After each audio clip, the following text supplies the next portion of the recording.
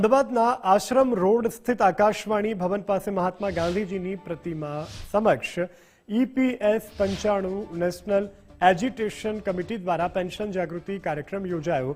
રાષ્ટ્રીય અધ્યક્ષ navy commander Ashok રાઉતની ઉપસ્થિતિમાં યોજાયેલા કાર્યક્રમમાં ઉપસ્થિત તમામ પેન્શનરોએ પૂજ્ય બાપુની પ્રતિમાને સૂતરની આંટી પહેરાવી ભાવવંદના કરી હતી।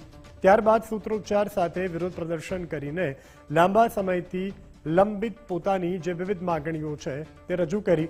પેન્શનરોએ ભારે અસંતોષ વ્યક્ત કરતા જણાવ્યું કે નોકરી દરમિયાન વર્ષો સુધી ફાળો ભરવા છતાં દેશના આશરે 81.5 લાખ અને ગુજરાતના 15 લાખ જેટલા પેન્શનરોને માસિક માત્ર 1000 થી 1700 રૂપિયા જેટલું નજીવું પેન્શન મળતું હોવાથી આ મોંઘવારીના સમયમાં જીવન નિર્વાહ કરવું પણ અત્યંત મુશ્કેલ બની ગયું છે।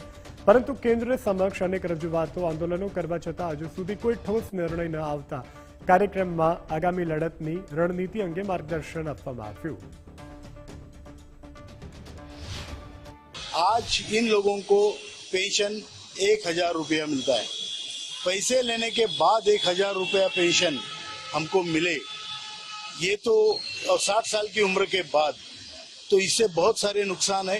एक तो उनकी इज्जत पूरी चली गई, घर में उनको कोई बाबा कहने के लिए तैयार नहीं है, और 1000 रुपये पेंशन कोई पेंशन नहीं है।